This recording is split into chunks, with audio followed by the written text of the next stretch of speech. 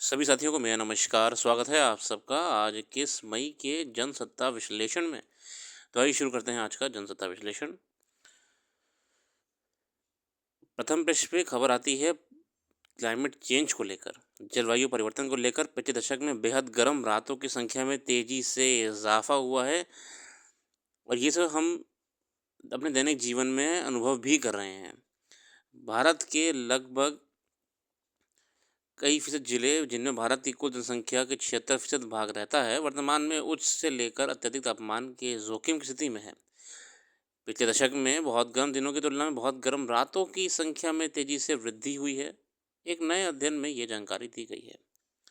Council on energy, environment and water द्वारा मंगलवार को प्रकाशित अध्ययन के अनुसार सबसे अधिक गर्मी के खतरे वाले 10 राज्यों और केंद्र शासित प्रदेशों में दिल्ली, उत्तर प्रदेश, मध्य प्रदेश, राजस्थान, गुजरात, महाराष्ट्र, गोवा इत्यादि राज्य भी शामिल हैं।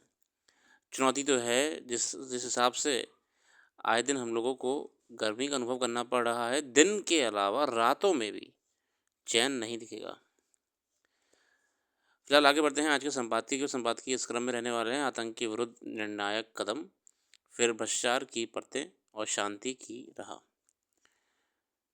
रूस और यूक्रेन के बीच जारी जंग को रोकने की दिशा में हो रहे प्रयासों के अब सकारात्मक संकेत नजर आने लगे हैं। अमेरिकी राष्ट्रपति डोनाल्ड ट्रंप और रूसी राष्ट्रपति पुतिन के बीच टेलीफोन पर हुई बातचीत शांति की राह खोलती नजर आ रही है। इस दौरान पुतिन ने युद्ध विराम के लिए वार्ता शुरू करने पर सहमति जताई है। करीब 2 घंटे से अधिक समय चली इस बातचीत के बाद ट्रंप ने कहा कि रूस और यूक्रेन युद्ध विराम पर वार्ता जल्द शुरू करेंगे। प्रयास भी करे जाए लगातार कि इस युद्ध को समय तक रोका जाए, जो नुकसान स्थानीय लोगों को उठाना पड़ रहा है और जो कठिनाइयाँ एक देश के रूप में यूक्रेन उठा रहा है और युद्ध खत्म होने के बाद भी उठाएगा वापस से अपनी अर्थव्यवस्था को पटरी में लाने के लिए। ये चुनौतियाँ बिल्कुल भी किस विश्व के लिए और यूरोप के लिए अब ज़्यादा ना बढ़ें तो ही ठीक है। इसलिए प्रयास करे जा रहे हैं। आपके वेटिकन पोप जो नए चुने गए हैं, उन्होंने भी, पोप लियो ने भी पेशकश करी है कि अगर दोनों के बीच में मध्यस्थता करानी है तो वेटिकन भी एक सही जगह हो सकती है। फिलहाल पुतिन पहले ही साफ कर चुके हैं कि स्थायी युद्ध विराम के लिए यूक्रेन को मिलने वाली हर तरह की बाहरी सहायता पर पूर्ण रोक और उसे नाटो सदस्यता न देने जैसी शर्तें प्रमुख होंगी। वहीं यूक्रेन का कहना है कि वह अपनी संप्रभुता को लेकर कोई समझौता नहीं करेगा और रूस को यूक्रेन की कब्जे की गई ज़मीन वापस करनी होगी। अब देखिए, जो कब्जा कर लिया गया है रूस के द्वारा यूक्रेन के कई क्षेत्र, वो तो वापस होने से रहे तो बेहतर तो यही होगा कि यूक्रेन जो है वो उन चक्करों में ना पड़े और डायरेक्टली अब इस बस पीस डील को साइन कर ही ले। इन हालात में माना जा रहा है कि निश्चित रूप से युद्ध विराम की ओर ले जाने वाली आगे की राह मुश्किलों से भरी है। एक रिपोर्ट के मुताबिक यूक्रेन की कुल भूमि का करीब 5वां हिस्सा वर्तमान में रूस के कब्जे में है। सवाल है कि क्या रूस ये भूभाग लौटा देगा या यूक्रेन इस ज़मीन पर अपना दावा छोड़ देगा। विश्व बैंक की एक रिपोर्ट के अनुसार 3 वर्ष से चल रहे इस युद्ध में अकेले यूक्रेन को 152 अरब डॉलर का नुकसान हो चुका है। इसके अलावा दोनों देशों में जनहानि अलग अलग से हो रही है। ये सर्वविदित है कि किसी भी समस्या के स्थायी समाधान के लिए शांतिपूर्ण माहौल में बातचीत से बेहतर विकल्प और कुछ नहीं है।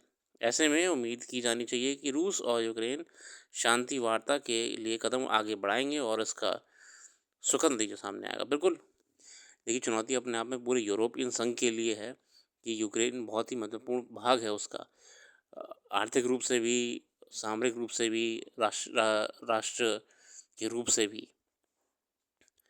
फिलहाल देखते हैं, आगे बढ़ते चलते हैं तो अगला हमारा संपादकीय रहने वाला है भ्रष्टाचार की परतें। ये साबित होता है कि अधिकतर सरकारी योजनाएं अपने लक्ष्य तक नहीं पहुंच पाती, भ्रष्टाचार की भेंट चढ़ जाती हैं। महात्मा गांधी राष्ट्रीय रोजगार गारंटी नरेगा स्थिति से अलग नहीं है। इस योजना की शुरुआत इस मकसद से की गई थी कि गरीब परिवारों को साल में कम 100 दिन का रोजगार मिले, जो कि नरेगा योजना है। हम जानते हैं कि इसका कितना बुरा हाल इस देश ने देखा है कि जो योजना शुरू करी गई थी कि लोगों को रोज़गार मिले कम से कम 100 दिन का, जैसे बढ़ा के बाद में 125 दिन कर दिया गया, गारंटीड एम्प्लॉयमेंट मिले। उसमें एम्प्लॉयमेंट तो मिलना गारंटीड हो गई, काम तो लोग कर रहे थे, मगर करप्शन और इंस्टीट्यूशनल करप्शन की बदौलत वो पैसा कभी भी उन्हें नहीं मिला और रास्ते में आने वाले कई चरणों पे ख़त्म कर दिया गया। नरेगा जीता जागता उदाहरण है कि लूपहोल्स अगर किसी योजना में या सरकारी तंत्र में नहीं हटाए गए तो योजनाओं का होना ना होना एक बराबर हो जाएगा। कई तरीकों से ये इस नरेगा योजना में गड़बड़ियाँ करी गई थी। देखते हैं, इस योजना की शुरुआत करी गई थी, मगर शुरुआती वर्षों में ही इसमें भ्रष्टाचार उजागर होने लगे थे। फर्जी नाम दर्ज कर काम देने की बड़ी चालबाज़ी सामने आई थी। उससे रोकने के कई उपाय किए गए, पर इस पर पूरी तरह विराम नहीं लग सका। इस योजना को बंद करने या इसका स्वरूप बदलने का फैसला इसलिए नहीं किया सका कि संविधान में इसकी गारंटी दी गई है। सरकारी योजनाओं में भ्रष्टाचार का ताना-बाना संबंधित महकमों में ही बना जाता है। इसका ताज़ा उदाहरण गुजरात में नरेगा में तहत फर्जी तरीके से कार्य निष्पादन के दस्तावेज तैयार कर करोड़ों की रकम भुना लेने का है। पुलिस ने इस मामले में अब तक 11 लोगों को गिरफ्तार किया है, जिन्हें सड़क, बांध, पुलिया आदि निर्माण के लिए सामग्री मुहैया कराने का ठेका दिया गया था। इस घोटाले ने इसलिए तूल पकड़ा और राजनीतिक रंग ले लिए हैं कि इसमें वहां के पंचायत और कृषि राज्य मंत्री के 2 बेटों को भी गिरफ्तार किया गया है। उनकी एजेंसियां भी मनरेगा परियोजनाओं में शामिल थीं। उन्होंने कार्यों का निष्पादन के लिए बगैर फर्जी दस्तावेज जमा कर भुगतान प्राप्त कर लिया।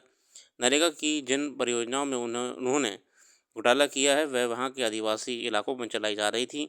इसके अलावा फिलहाल जांच में 35 ऐसी एजेंसियों के खिलाफ मुकदमा दर्ज किया गया है, जिन्होंने 21 से 24 के बीच सरकारी अधिकारियों से मिलीभगत करके जाली दस्तावेजों के आधार पर 71 करोड़ रुपए का भुगतान प्राप्त कर लिया।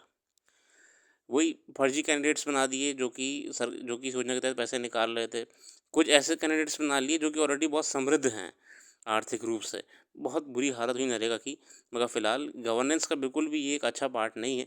गवर्नेंस होनी चाहिए जो कि आपकी सिस्टम को अच्छे से रन करे और बेनिफिशरीज़ को उन उन योजनाओं के जो बेनिफिट्स हैं वो प्रोवाइड कराएँ। आमतौर पर गरीबों के लिए चलाई जाने वाली योजना और कार्यक्रम ज़मीन पर काम कम ही उतर पाते हैं। दिखाने के लिए जो कुछ काम होते भी हैं उन्हें गुणवत्ता सदा संदिग्ध रहती है। उनमें इस्तेमाल सामग्री और कामकाज की गुणवत्ता इस कदर खराब होती है कि सड़कें, पुल, पुलिया वगैरह पहले ही बारिश में धूल कर साफ हो जाते हैं। ग्रामीण विकास के नाम पर अनेक योजनाएं चलाई जाती हैं, केंद्र और राज्य दोनों सरकारों की तरफ से, मगर वास्तव में उनसे गाँव का चेहरा कितना बदला है कहना मुश्किल है। अगर संवाद की आतंक के विरुद्ध निर्णायक कदम ये हाल ही में हुए। भारत की एक बहुत सफलता को लेकर है, जिसके हमने पाकिस्तान के कई आतंकी ठिकानों पे हमला करके नष्ट करा था। पाकिस्तान के आतंकी संगठन लश्कर-ए-तैयबा और जैश-ए-मोहम्मद के मुख्यालयों तथा प्रशिक्षण ठिकानों पर सटीक हमला करने में भारत की अभूतपूर्व क्षमताओं को दुनिया ने देखा है। ऑपरेशन सिंदूर आतंकवाद के खिलाफ भारत की नीति में एक आदर्श बदलाव का संकेत देता है। नया सिद्धांत सीमा पर से आतंकवाद के किसी भी कृत्य को युद्ध की कार्रवाई मानता है और भारत के आतंकवादियों को दंडित करने के लिए सीमा पर जाकर आक्रामकता से मुकाबला करेगा। बिल्कुल पूरे पूरे देश के लिए गर्व की बात है। बाकी इस लेख में कुछ राजनीतिक बातें भी, मैं उसमें नहीं जाऊंगा, मैं सीधे टू द पॉइंट्स पर रहूँगा।